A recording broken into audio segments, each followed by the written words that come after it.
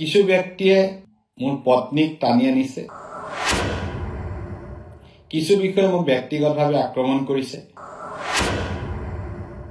অখিল গগৈ ডাঙৰীয়াৰ যি ৰাইজৰ দল, তেওঁলোকৰ যিটো যুৱ সংগঠন, সেই যুৱ সংগঠনৰ গগৈ উপাধিৰ এজন যুৱকে মোৰ পত্নীৰ সৰুপথাৰ মহাবিদ্যালয়ত অধ্যক্ষ নিযুক্তিৰ বিষয়টো টানি আনিছে। নমস্কাৰ। আজি বিশেষ এটা কথা আপোনালোকৰ সৈতে মত বিনিময় কৰিবলৈ, মোৰ মন্তব্য প্ৰকাশ কৰিবলৈ ফেচবুকত এই ভিডিঅ'টো কৰিলোঁ।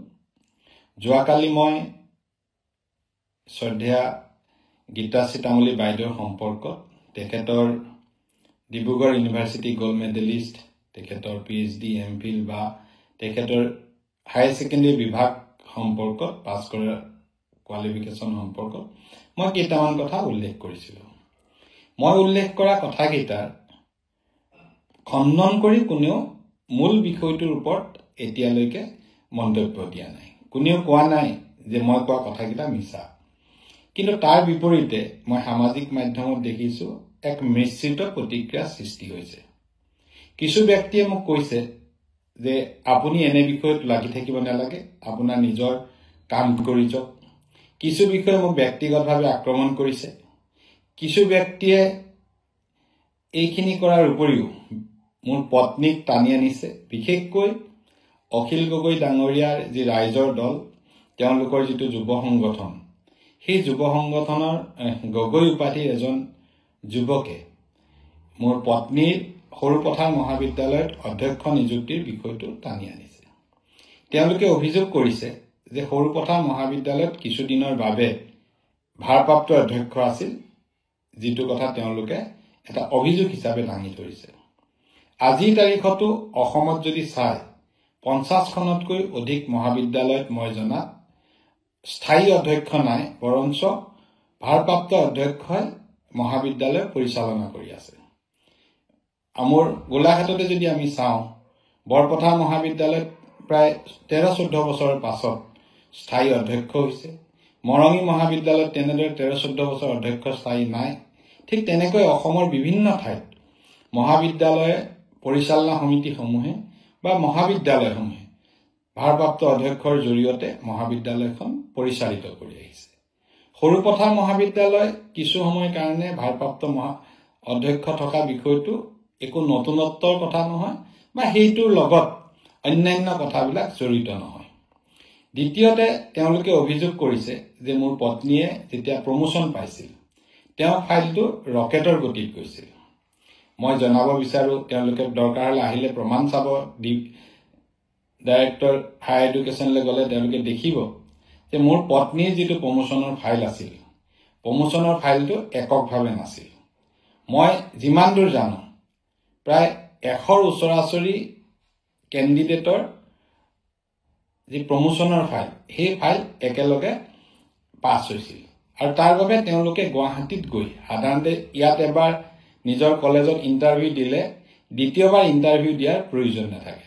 কিন্তু মই দেখিছিলোঁ ডক্টৰ প্ৰাপ্তি ঠাকুৰে নিজৰ কলেজত ইণ্টাৰভিউ দি ইয়াৰ পৰা চিলেক্ট কৰাৰ পাছতো তেওঁলোকৰ সেই গ্ৰুপটোক, সমুদায় প্ৰাৰ্থীক গুৱাহাটীত আকৌ এটা ইণ্টাৰভিউৰ বাবে নিমন্ত্ৰণ কৰিছিল।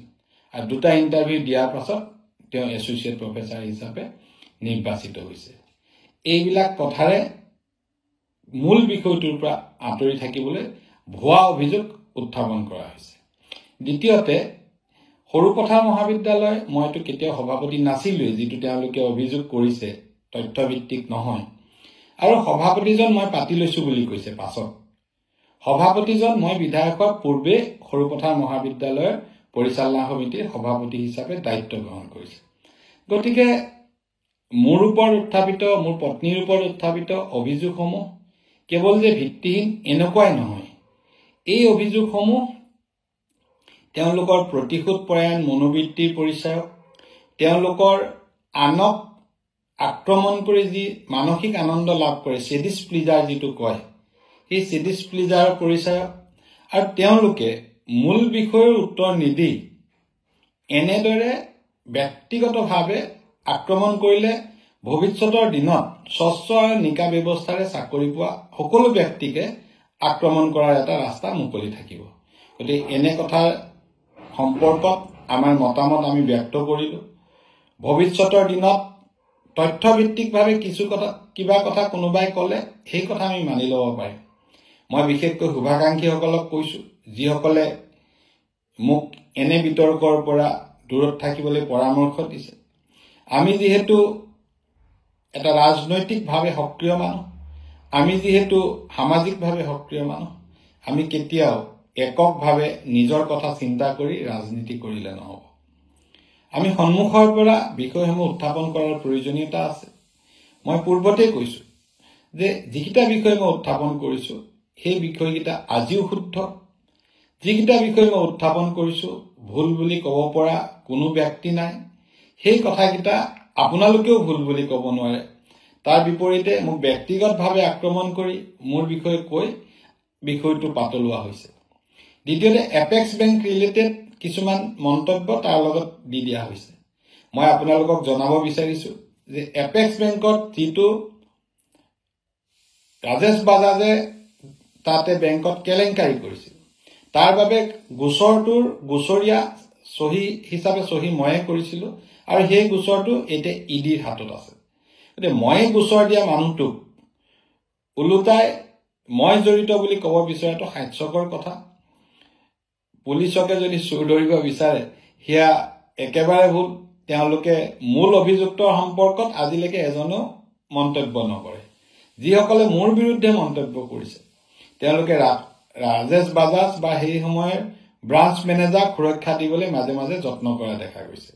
গতিকে ৰাজেশ বাজাজৰ কেছটো প্ৰথমে অৰ্থনৈতিক অনুসন্ধান শাখাৰ হাতত আছিল আৰু এতিয়া ইডিৰ হাতত আছে।